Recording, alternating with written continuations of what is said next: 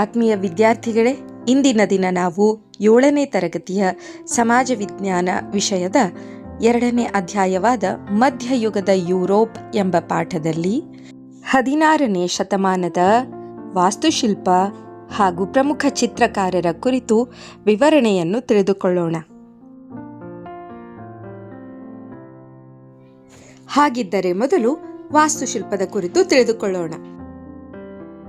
ವಿದ್ಯಾರ್ಥಿಗಳೇ, ಪುನರುಜ್ಜೀವನದ ವಾಸ್ತುಶಿಲ್ಪದ ಸೌಂದರ್ಯವನ್ನು ನಾವು ರೋಮಿನ ಸಂತ ಪೀಟರ್ ಚರ್ಚ್ ಮತ್ತು ಲಂಡನ್ನಿನ ಸಂತ ಪಾಲ್ ಚರ್ಚ್ ಮುಂತಾದ ಚರ್ಚ್ಗಳಲ್ಲಿ ಕಾಣಬಹುದಾಗಿದೆ.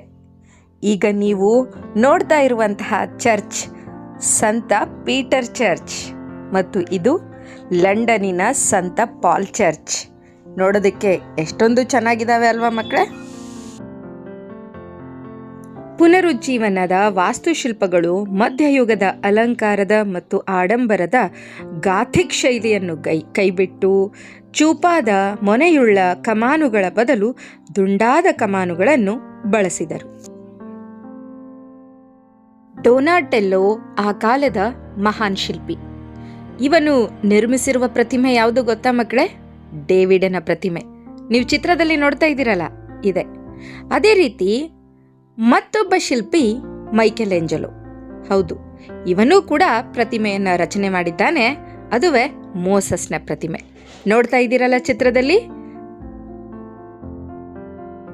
ಇನ್ನು ಚಿತ್ರಕಲಾ ರಂಗದಲ್ಲಿ ಆದ ಸಾಧನೆಗಳನ್ನು ತಿಳಿದುಕೊಳ್ಳೋಣ.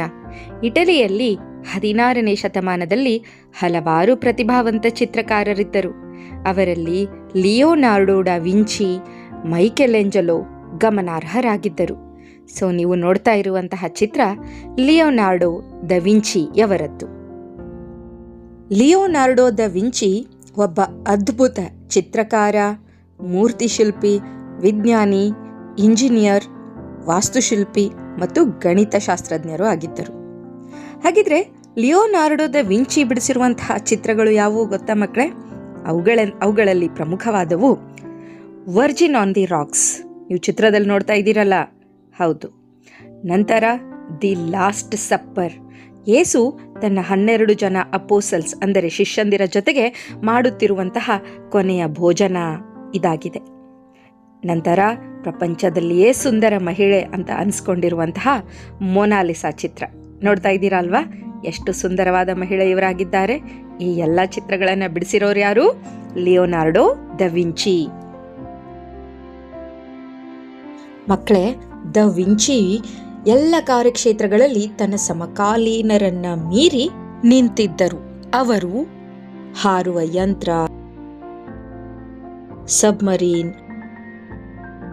ಪ್ಯಾರಾಚೂಟ್, ಟ್ಯಾಂಕರ್ ಇವುಗಳ ವಿನ್ಯಾಸವನ್ನು ಸಹಿತ ತಯಾರಿಸಿದ್ದರು. ಆದರೆ ಅವರ ವೈಜ್ಞಾನಿಕ ಸಾಧನೆಗಳು ಬಹಳ ಕಾಲ ಬೆಳಕಿಗೆ ಬರದೆ ಅಜ್ಞಾತವಾಗಿಯೇ ಉಳಿದುಕೊಂಡವು. ಅವರು ಒಬ್ಬ ಮಹಾನ್ ವಾಸ್ತುಶಿಲ್ಪಿಯಾಗಿದ್ದು ಇಟಲಿಯಲ್ಲಿನ ಕಾಲುವೆಗಳನ್ನು, ರಕ್ಷಣಾ ಕೋಟೆಗಳನ್ನು ನಿರ್ಮಿಸಿದರು. ಸಂಗೀತ, ತತ್ವಶಾಸ್ತ್ರಗಳಲ್ಲಿಯೂ ಅವರಿಗೆ ಪ್ರೌಢಿಮೆ ಇತ್ತು. ಇವರು ಏಕಕಾಲದಲ್ಲಿ 2 ಕೈಗಳಿಂದ ಒಂದೇ ಬಾರಿ ಬರೆಯಬಹುದಾಗಿದ್ದವರಾಗಿದ್ದರು ಅಂತ ಕೂಡ ಹೇಳಲಾಗುತ್ತೆ. ಹಾಗಿದ್ರೆ ವಿದ್ಯಾರ್ಥಿಗಳೇ, 16ನೇ ಶತಮಾನದ ವಾಸ್ತುಶಿಲ್ಪ ಹಾಗೂ ಪ್ರಮುಖ ಚಿತ್ರಕಾರರ ಕುರಿತು ವಿವರಣೆಯನ್ನ ತಿಳಿದುಕೊಂಡಿರುವಿರಿ ಅಂತ ಭಾವಿಸ್ತೀನಿ. ಧನ್ಯವಾದಗಳು.